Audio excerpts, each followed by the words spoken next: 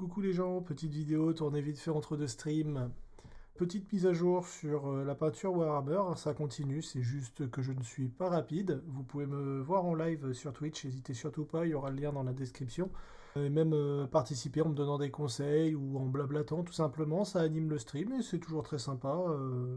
Il y a des gens qui se motivent à peindre, enfin qui viennent peindre avec moi au final. On discute et on passe chacun de notre côté, c'est sympa. N'hésitez surtout pas à participer. Comme vous allez pouvoir le voir, j'ai progressé lentement, mais j'ai fait une figurine dont je suis plutôt satisfait, donc ça c'est l'avantage. J'ai également décidé d'assembler mes Terminators, puisqu'en fait il n'y a pas les options dont j'ai besoin dans la boîte qui vient de sortir. Donc on va les faire comme ça et puis on attendra par la suite pour augmenter le nombre d'armes que porteront les Terminators de ma Deathwatch. C'est pas grave. C'est pas grave. Je vais juste essayer de me choper des rabios de lance-missiles cyclone, des trucs comme ça, histoire de compléter un peu l'armement et que ça ait de la gueule. Mais je suis un peu déçu par ce qui est sorti en termes de Terminator. Le reste est très cool, mais les Terminators, il manque beaucoup d'options, je trouve. Ça tient pas en compte de toutes les armées et de leurs besoins. Voilà. Bref, donc sans plus attendre, je vais vous présenter donc mon capichef d'unité de Master Guard. Je n'ai pas fait les Infernus finalement. C'est bien plus intéressant comme figurine et ça a été très stimulant au point de vue de mon processus créatif. Donc vraiment, je pense que ça peut vous intéresser. Voici le chef d'unité de ma Stern Guard, donc le premier à avoir été peint. Il m'a servi de base pour pouvoir définir comment je vais peindre l'ensemble de l'unité. Donc en fait j'ai même décidé de plus généralement déterminer comment j'allais peindre l'ensemble de mon armée à partir de cette figurine qui a été très déterminante. J'ai donc décidé que les chefs d'unité porteraient la couleur sur leur casque de leur ancien chapitre. Et j'ai également décidé que les vétérans de l'armée porteraient la couleur de leur ancien chapitre sur leur épaulière. Ceux qui n'ont pas le statut de vétéran n'auront pas cet honneur, entre guillemets, et ils porteront également potentiellement d'autres détails rappelant leur ancien chapitre. Par exemple, là, dans le cas de ce chef, il a également ce petit bouclier sur le cœur qui porte donc la couleur de son ancien chapitre. Je n'ai pas mis de décalcomanie d'Imperial Fust, parce que je n'arrive pas à les mettre.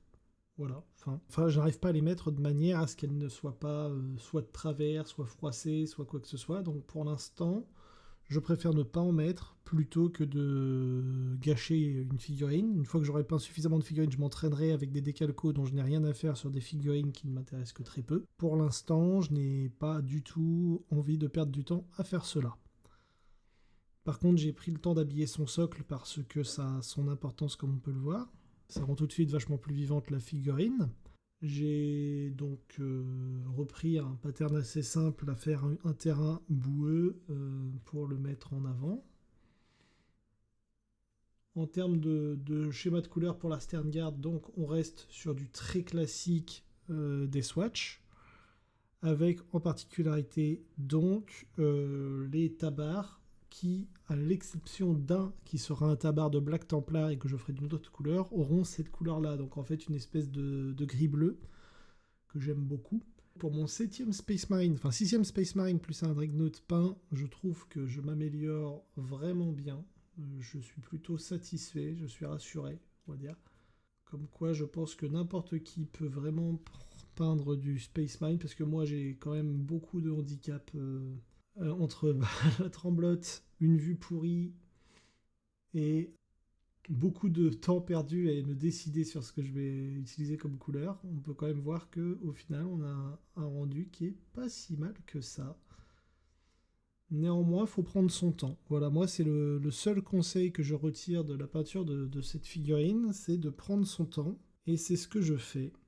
Là, je suis en train de peindre les 4 membres de son escouade, hein, tout simplement, qui le rejoindront bientôt. Donc, normalement, j'espère les finir dans la semaine, mais on verra. Pour l'instant, j'ai pas fait grand-chose, mais je me motive. Je suis franchement impressionné par la qualité des figurines de la Stern Guard. Il y a vraiment une foultitude de détails. Et c'est pour ça que d'ailleurs que je préconiserais de prendre son temps en les peignant. C'est très plaisant de réfléchir à chaque petite chose, comment on va la faire. Par exemple, là, il a un petit coffre sur sa cuisse que j'ai décidé de faire en résidu d'or, c'est-à-dire un peu de l'or écaillé que j'ai obtenu en diluant à mort mon or pour juste qu'il y ait quelques paillettes qui se collent. Je trouve que ça rend très bien. Enfin, des petites choses comme ça. Voilà. Il y aura d'autres détails qui popperont sur ces frères de la Sterngard. Ce sera assez sympa. Et très sincèrement, j'ai pris un immense plaisir à peindre cette figurine. Donc les autres arriveront très bientôt. Meurs, Xenos. Et donc voilà, c'était mon chef d'unité de ma Sterngard. Donc comme vous pouvez le voir, il est plutôt stylé. Enfin moi je trouve. L'idée d'utiliser finalement la couleur de l'ancien chapitre sur les casques des chefs d'unité et de mettre la couleur de l'ancien chapitre sur l'épaulette de tous mes vétérans ainsi que d'autres détails en lien avec leur chapitre en fonction de ce que propose l'armure va vraiment être cool. Vous le verrez vraiment au complet sur la Sterngard où chaque vétéran aura en plus de l'épaulette un élément qui rappelle son ancien chapitre sur son armure.